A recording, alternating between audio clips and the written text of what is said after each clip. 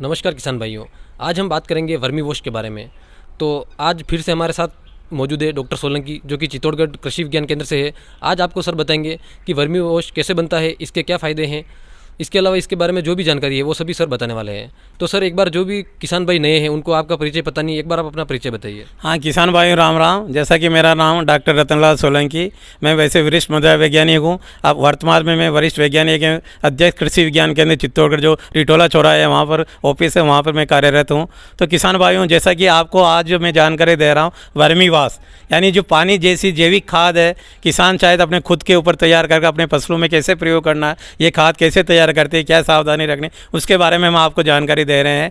जैसा कि vermi wash यानी एक तरह से केचुए की खाद का पानी है, उसका एक्सट्रैक्ट है वर्मी वाश। एक तरह से बिल्कुल पेट्रोल जैसे पीले रंग के काले रंग का पानी होता है। उस पानी को कैसे तैयार करते हैं और कैसे काम में लेते हैं, जो बहुत सारे किसान जैसे जैविक खेती कर रहे हैं, आजकल ऑर्गेनिक फार्मिंग कर रहे हैं। तो ऑर्गेनिक फार्मिंग में एक तरह से जिस तरीके से ये जूस का काम करती है, जैसे अपन जूस पीते हैं अपना दिमाग तेज दौड़ने लग जाता है, उसी तरीके से किसान जैविक खेती अगर कर रहा, सब्जी का उत्पादन या कोई फसल ले रहा, फल का उत्पादन ले रहा, वो जैविक ले रहा, मान लिया उसने बेसल डोज यानी जैविक खाद की बात करते हैं, जैसे केचुए की खाद उसने वर्मी कंपोस्ट नहीं डाला या देसी खाद पूरा नहीं डाला, पौधों में उसमें कमी की महसूस हो रही, पौधे अच्छे नहीं चल रहे। अगर ये वर्मी वाश का खड़ी फसल में इसका पड़ने छिड़काव अगर कर देता है तो फसल में भी एकदम बुस्टअप आता है, फुटान चालू हो जाती है, फल अच्छा हो जाता है, फसल कलर में आ जाती है और फल जो भी चीज़ लगती है वो गुणवत्ता युक्त पैदा हो जाती है। तो ये एक तरह से जैविक खेती में वर्मी वाश सब्स्टिट्यूट का काम करता है। तो किसान भाई, जैसे ये खाद अपन को कैसे बनाते हैं, वर्मी वाश यानी पानी जैसी खाद है, लिक्विड खाद कहते हैं, द्रव खाद। तो वर्मी वाश जिस तरीके से आप देख रहे हो, मान लिया इसको खाद को बनाने के लिए एक किसान अपने लेवल पर भी एक प्लास्टिक का ड्रम ले सकता है, यानी 200 लीटर का एक प्लास्टिक का ड्रम होता है। उस ड्रम के अंदर नीचे एक टूटी लगा लेते हैं, जैसा कि आप ये देख रहे हो टूटी। इस टूटी को ऑन और ऑफ कर सकते, यानी चालू भी कर सकते हैं, बंद भी कर सकते हैं, ऐसा सिस्टम इसके ऊपर लगा लेते हैं। और ये ड्रम आपको दिख रहा। अब इस ड्रम के अंदर क्या एक टूटी अपन ने लगा ली पानी की निकासी के लिए।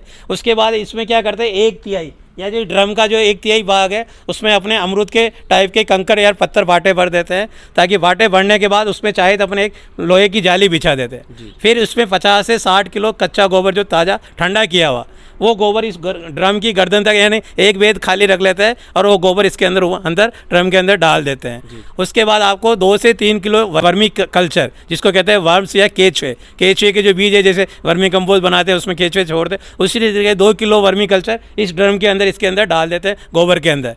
डालने के बाद इसके ऊपर ड्रम के अंदर क्या करता है, जैसे ड्रिप चलती है, अपने ड्रिप चढ़ती है, बूंद बूंद चलता है, उसी तरीके से इसके ऊपर चाहे तो ऐसे ही मटकी का एक स्टैंड बना लेते हैं। स्टैंड के ऊपर एक मटकी रख लेते हैं और मटकी के अंदर एक छोटा सा छेद करके माल्या सुराख कर देते हैं और उसमें एक सूतली बांध देते हैं, जैसे अपने गांव में महादेव जी की जरी चलती है, बूंद बूंद पानी गिरता है, ठीक उसी तरीके से जैसा आप देख रहे हो इसमें बूंद बूंद पानी गिर रहा। अब ये पानी कितना गिरना चाहिए, 24 घंटे में कम से कम आपका 2 से 2.5 लीटर पानी से ज़्यादा नहीं गिरना चाहिए, क्योंकि पानी की नियंत्रण रखना जरूरी होता है। अगर आप एक साथ पानी डाल दोगे तो वर्मी वाश सही तरीके से तैयार नहीं होगा। तो इस तरीके से मटकी, स्टैंड के ऊपर मटकी रख दी, मटकी में छोटा सा सुराख करके रस्सी बांध दी और एक तरह से बूंद बूंद पानी उसमें चालू कर दिया और 24 घंटे में आपका 2 से 2.5 लीटर पानी इसमें गिरना चाहिए।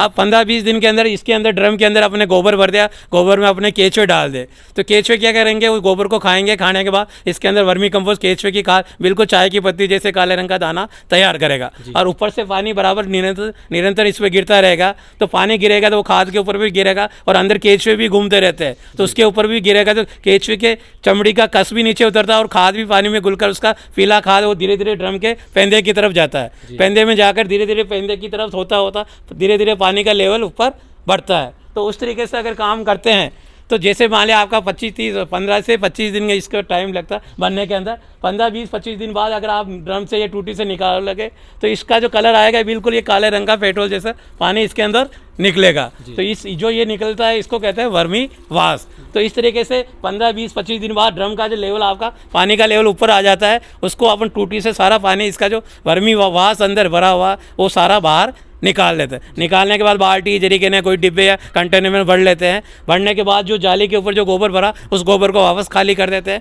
गोबर खाली करने के बाद वापस नया गोबर, ताज़ा गोबर ठंडा किया उसके अंदर डाल देते हैं। वही केचुए वापस निकाल कर इसके अंदर डाल देते हैं, फिर मटकी से पानी भर देते हैं। तो इस तरीके से 20 से 25 दिन के अंदर उनके किसानों के वर्मी वाश तैयार हो जाता है।